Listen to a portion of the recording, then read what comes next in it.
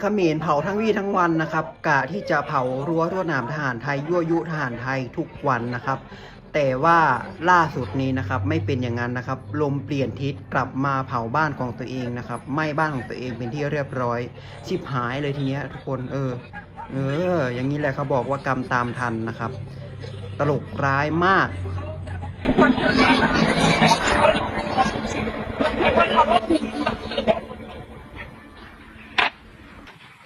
รับได้เก้ยrồi mình đua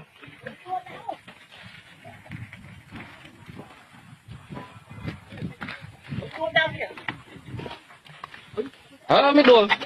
ơi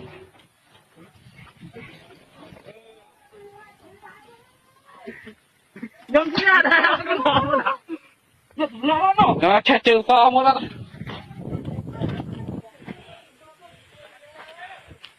mình tắt ấp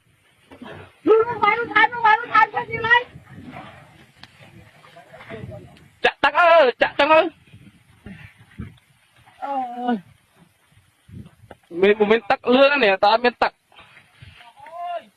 hả là dân rồi nhà đua là